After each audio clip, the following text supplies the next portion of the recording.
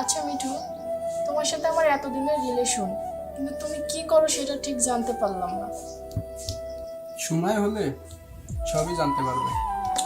আমার একটু কাজ আছে, আজ উঠি, পরে আবার কথা হবে। আচ্ছা ঠিক আছে, তাহলে যাও।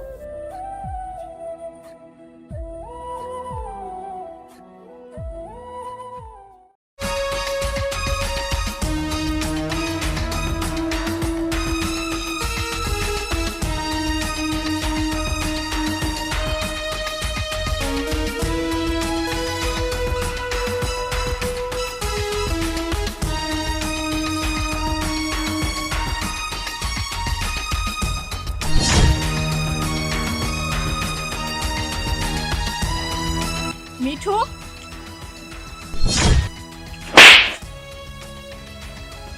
তোমার এত বড় সাহস! আমার ভাবতেও অবাক লাগতেছে যে আমি সামান্য একটা ড্রাইভারের সাথে রিলেশনে আছি। ছি! তুমি আমার কথাটা একটু শোনো। থাম, ছোট লোকের বাচ্চা, তোর কথা আমি কি শুনবো? শোন, আর যদি কোনো দিন তোর ওই চেহারাটা আমার চোখের সামনে আসে তাহলে কিন্তু অনেক খারাপ হয়ে যাবে। হুম।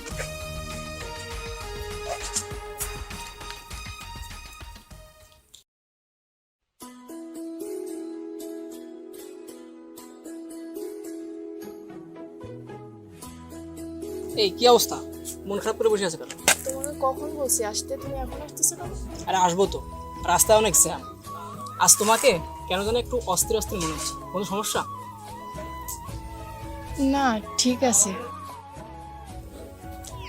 আরে বলো না, জানো না আমি তোমাকে কতটা ভালোবাসি। তোমার মন খারাপ থাকলে আমি ভালো থাকতে পারি? শোনো, আমার বাবা না অনেক অসুস্থ, তাকে হসপিটালে ভর্তি করছি। এখন 2 লাখ টাকা লাগবে, আমি যে কোথায় পাবো, এর জন্য মনটা অনেক খারাপ।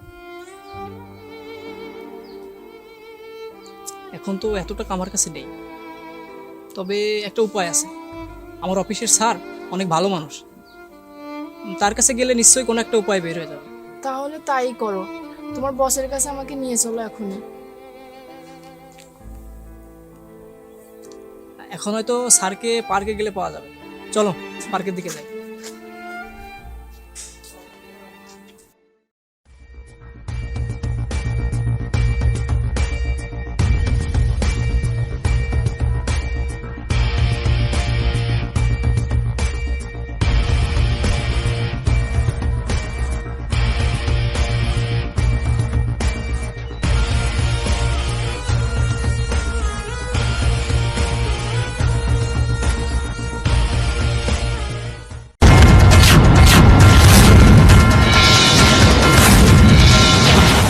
আসসালামু আলাইকুম। ওয়ালাইকুম আসসালাম। স্যার, আপনার কাছেই আসছিলাম।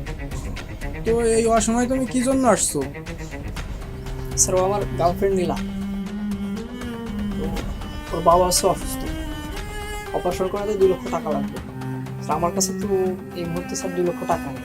আপনি যদি একটু সাহায্য করতেন। সিরাজ, জি স্যার। আগামীকাল ওনাদেরকে 2 লক্ষ টাকা দিয়ে দিও। ঠিক আছে স্যার।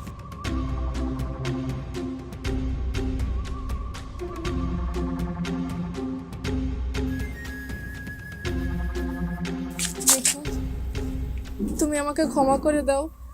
আজ এত বড় বিপদে তুমি আমার পাশে দাঁড়াইছো।